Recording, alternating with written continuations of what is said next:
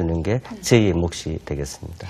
보통 이 하나의 도시를 계획하고 완성하는 데까지 어느 정도의 시간이 걸리나요? 도시의 완성이라는 개념이 참 어렵습니다.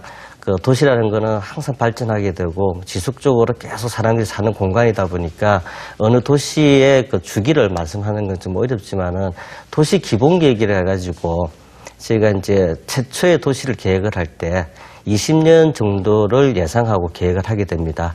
그래서 도시 기본 계획을 20년 주기로 계획을 하게 되고 거기서 이제 이루어지고 있는 그 개념들을 형태론적인 개념들을 어떤 선형적이라든지 아니면 면적이라든지 점적으로 저희가 위치를 지정해주고 그 계획을 모식화, 도식화 해주는 것들을 도시관리계획이라 그럽니다. 네. 그래서 그런 과정들이 대체적으로 한 20년 주기로 계획을 하게 되고 네. 완성이 되는 건 아니고요. 네. 완성이 되는 거는 이제 예를 든다면 신도시 계획 같은 경우는 네. 계획부터 그 사람이 입주해서 살고자 하는 그 환경이 조성되는 기간까지가 대략적으로 한 10년 정도 볼 수가 있습니다. 그 다음에 이제 저희가 제일 현실적으로 많이 겪는 게 재개발, 재건축인데 네. 이러한 부분들이 이제 보통 공동주택 개발 계획이다 보니까 계획과 뭐 마지막 준공까지가 한 5년 정도 뭐 이렇게 되는 경우가 있습니다. 사실 계획이라는 것 자체가 미래를 내다보면서 해야 되는 일이잖아요.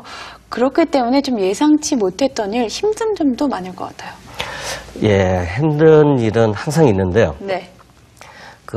흔히 이제 고등학교 때나 이런 거 수학을 배우면은 최대 공약수라는 개념을 배우게 됩니다.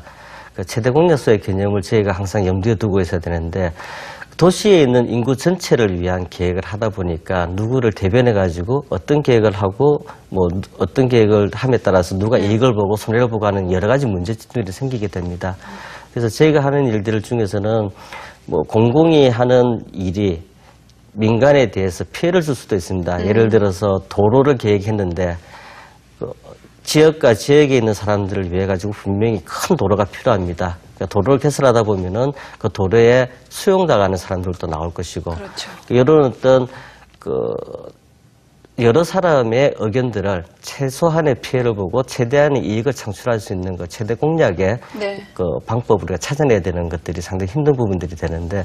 이런 부분들이 요즘에 와서는 민간 개발을 할 때 사업자들은 사업성만 너무 따지게 되고 이익을 너무 따지게 되고 그다음에 이제 공공에서 관리를 하는 공무원들의 입장에서는 법에 맞아야 되는 것이고 이런 것들에 대해서 저희가 중간에서 중간 역할을 한다는 게 상당히 힘들죠.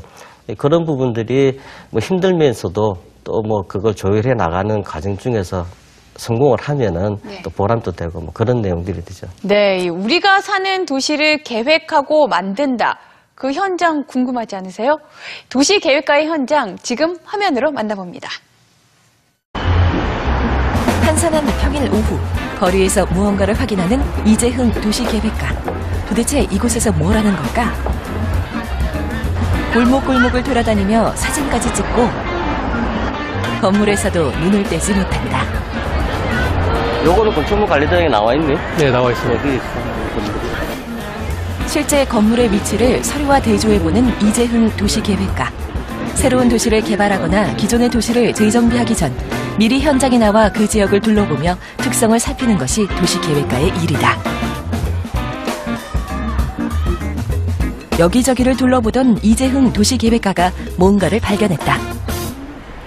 지구 단위에서 많이 얘기하고 있잖아요, 이런 부분들을.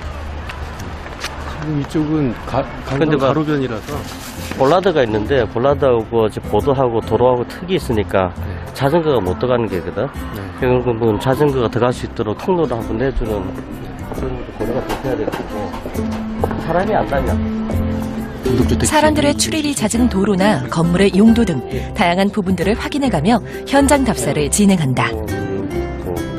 세세하게 주민들이 살고 있는 그 어떤 환경을 제가 눈으로 직접 확인하고 일일이 지도와 해당 지도와 비교해가면서 정리하고 하는 작업이 되겠습니다.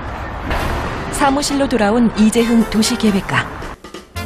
현장에서 수집한 자료들을 정리하고 그 지역에 대한 다양한 정보들을 샅샅이 확인하는 작업이 시작된다. 건물의 용도나 도로의 폭 등 각종 공문서를 이용해 그 지역의 모든 정보를 확인하고 나면 새롭게 들어설 도시의 개발 방향이 정해진다. 이렇게 개발 예정 지역에 대한 정보를 미리 알다 보니 작업에 있어 조심스러운 부분도 많다는데. 보시면은 이제 여기 보안가스라는 게 있는데 이게 책임자부터 비롯해서 각 그게 다 해당되는 그 기술자들에 대해서 보안가스를 제출하게 됩니다. 그 이유가 그 사회적인 문제가 발생했을 때 그에 대한 책임을 지라는 어떤 그런 무언의 책임감을 주는 거거든요. 도시계획가에게는 보안이 생명이다. 재개발 지역에 대한 주민 설명회가 하루 앞으로 다가왔다. 이 지역에 대한 설명회만도 벌써 4번째다. 우리가 치는 시 2년 동안 해야 되는 거니까. 사업 대상 그간의 설명회에서 나온 의견들을 반영해 조율된 기획안을 최종적으로 검토하는 중이다. 센터 공동 규모를 정비계 세대수가 1104, 거의 20%, 242, 242. 수정된 사항은 다시 한번 확인하고 실수가 없도록 마지막까지 세심하게 점검한다. 16회 두세 차례 주민 설명회도 하고 하는 과정 중에 그 주민들의 의견을 얼마나 충분히 반영했는가 이런 것들도 저희가 확인을 해야 됩니다. 그래서 이런 부분들이 주민들한테 설명했을 때 그분들이 호응을 하고 해야지 저희가 이걸 정상적인 인허가 절차를 진행을 할 수가 있습니다. 드디어 주민 설명회가 있는 날. 거주지의 재개발 계획을 듣기 위해 많은 주민들이 모였다. 이재흥 도시계획가의 발표가 시작됐다. 가장 효율적인 개발 방향을 제시해 주민들에게 개발에 대한 동의를 얻어야 한다. 내가 살고 있는 곳이 어떻게